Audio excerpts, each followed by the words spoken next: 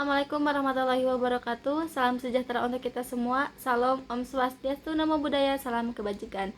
Perkenalkan, saya Nabila Fitriani dan role yang saya ambil adalah hustler. Maka tema Fix Day kali ini adalah strategi pemasaran digital pada ekspansi bisnis franchise yang berdempetan.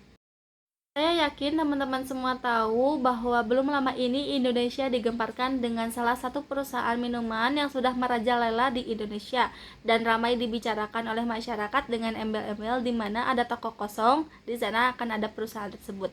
Begitupun dengan perusahaan Divat yang menerapkan strategi yang sama, yaitu melakukan ekspansi secara agresif sehingga memiliki 1.000 gerai yang sudah tersebar.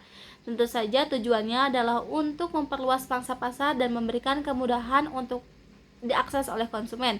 Permasalahan utama dari perusahaan Divat ini adalah persaingan kompetitor yang ketat dan outlet yang berdekatan.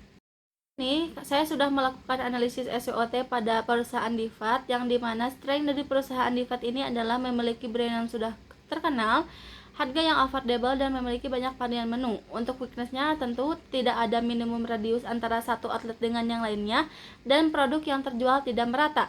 Untuk opportunity-nya dapat memperluas mitra franchise dan melakukan marketing secara promo. Untuk threat-nya adalah penurunan pendapatan outlet dan potensi kejenuhan pasar. Analisis lainnya adalah target market dari perusahaan Divat ini secara geografis dapat dilakukan di mana saja. Secara demografisnya lebih tertarget untuk usia 10 sampai 45 tahun dengan pendapatan menengah ke atas. Key market dari perusahaan ini adalah kota-kota besar, wilayah sekolah atau perguruan tinggi, perkantoran, pusat perbelanjaan, ataupun wilayah pariwisata. Untuk cost strukturnya adalah biaya bahan baku, gaji karyawan, sewa toko, pemasaran, peralatan, dan perlengkapan. Untuk yang lainnya seperti manajemen keuangan atau revenue model, margin profit ada dapat disimpulkan bahwa profitnya adalah 423.490.000 per bulan. Untuk market pada perusahaan Divat ini tertuju pada umur 10 sampai 45 tahun, diambil dari BPS, totalnya adalah lebih dari 15 juta orang. Maka untuk service obtainable marketnya, perusahaan Divat ini mampu melayani 10%-nya saja, totalnya adalah 10 juta orang lebih.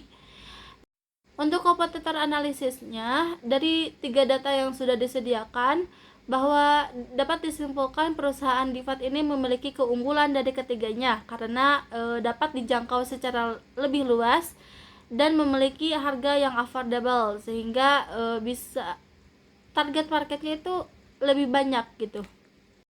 Setelah melakukan analisis, maka terciptalah bisnis plan dengan tujuan menumbuhkan loyalitas pelanggan, meningkatkan pendapatan yang stabil, dan menjadikan minuman nomor satu dengan menciptakan brand yang baik. Strateginya adalah melakukan inovasi produk, mengadakan lomba konten kreatif, menciptakan tren, mengadakan CSR, dan membuat aplikasi member. Untuk langkah pertama yaitu membuat menu utama yang menjadi tren sehingga konsumen tidak merasa jenuh dengan menu yang selalu larisnya itu saja. Hal ini membuat menu mengalami peningkatan penjualan, dan langkah ini dapat berhasil apabila marketingnya bagus. Untuk yang kedua, dapat menjadwalkan lomba yang dapat diikuti oleh seluruh masyarakat, terutama influencer yang sudah terkenal. Hal ini juga merupakan salah satu marketingnya Divat gitu. Untuk yang ketiga, dapat membuat tren viral gitu dengan tema menu baru atau menu utama pada bulan ini yang ada di inovasi produk. Untuk yang keempat, dapat melakukan kolaborasi dengan yang lainnya untuk mengadakan workshop atau kegiatan seminar parenting atau kegiatan bermain yang lainnya. Untuk langkah yang kelima, yaitu membuat aplikasi pelayanan member yang dapat mengakses semua outlet tanpa pusing dengan kartu, di mana aplikasi ini melihat sejauh mana konsumen mendapatkan keuntungannya sebagai member di outlet yang dikunjungi dengan aplikasi tersebut. Dari strategi yang sudah disebutkan, tentu saja akan ada dampaknya. Dampak dari kekuatannya adalah citra branding menjadi lebih baik dan mudah diingat oleh konsumen, dan konsumen menjadi tidak jenuh dengan adanya inovasi produk. Untuk weaknessnya adalah membuat kuantitas beban pekerjaan menambah.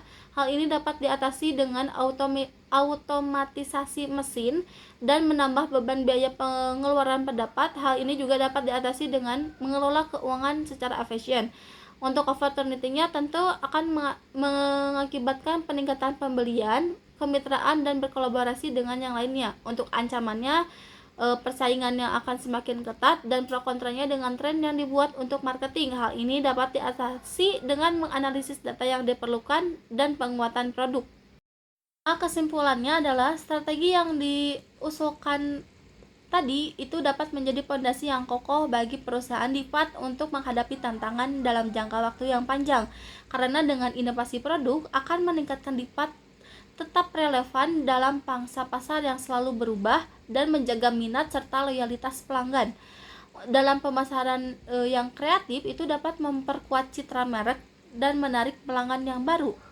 Dan untuk kolaborasi itu akan membuka peluang ekspansi dan meningkatkan keterlibatan dengan konsumen.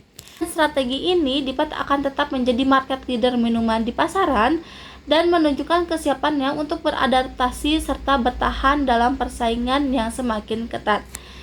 Sekian pitch deck yang dapat saya sampaikan dan terima kasih.